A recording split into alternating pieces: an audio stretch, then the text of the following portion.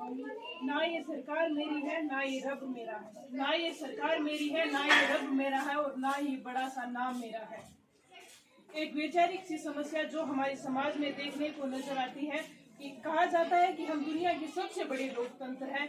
कहा जाता है कि हम दुनिया के सबसे बड़े लोकतंत्र हैं, जहां हिंदू पैदा होते हैं, मुसलमान पैदा होते हैं, सिख और ईसाई पैदा होते हैं, पर बदकिस्मती है कि यहाँ इंसान पैदा नहीं होते। मेरी नज़रों में ना ही हिंदू की ज़रूरत है ना ही मुसलमान की ज़रूरत है, राष्ट्रीय निर्माण के लिए एक अच्छे इंसान की ज़रूरत है।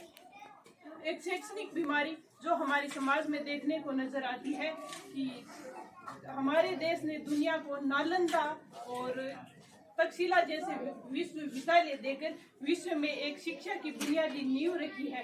आज वहीं इस देश में 100 श्रेष्ठ विश्वविद्यालय में खड़े होने लायक हमारा एक भी विश्वविद्यालय नहीं है। जहां एक और हमारे देश में IIT, IIM जैसे विश्वविद्यालय हैं, वहीं दूसरी ओर गरीब बच्चों को समाज में खड़ा करके उनके हाथ में सर्व शिक्षा अभियान का दूध न पकड़ा दिया जाता है। मैं बताना चाहूंगी कि इस बीमारी का सबसे बड़ा कारण है और वो है हमारे देश की शिक्षा नीति। हमारे देश की शिक्षा नीति केवल 2 टाइप के लोगों के लिए बनी है, एक तो वो जो विद्वान है और दूसरे वो जो धनवान है। इस टाइप की हमारे देश में कई गजब की बीमारियां हैं, जिनमें मेरे अकॉर्डिंग हमारे देश के राष्ट्र निर्माण तब तक संभव नहीं होगा जब तक एक युवा अपनी सफलता के लिए मंदिरों में जाकर नारियल फोड़ कर भगवान को रिश्वत दे देकर सफलता की मांगे करेगा, तब तक हमारे देश का राष्ट्रीय निर्माण संभव नहीं होगा।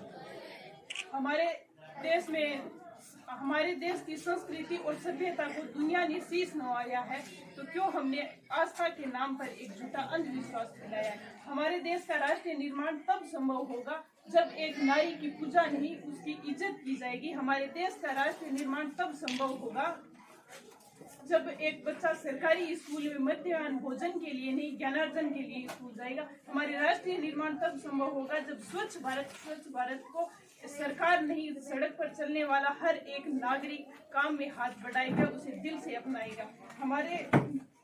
मैं आपको बताना चाहूंगी कि हमारा राष्ट्रीय निर्माण तब तक संभव नहीं होगा जब तक एक नागरिक नैतिक रूप से भ्रष्ट, नैतिक रूप से नष्ट, चारित्रिक रूप से भ्रष्ट, मानसिक रूप से दिवालिया और राजनीतिक रूप से गंदा, धार्मिक रूप से अंधा होगा, तब तक हमारे देश का राष्ट्रीय निर्माण संभव नहीं होगा। हमारे राष्ट्रीय निर्माण के लिए बड़ी बड़ी बातें नहीं, छोटी छोटी कोशिशें करनी होगी, क्योंकि ठोकरें हमें पत्थरों से लगती है, पहाड़ों से।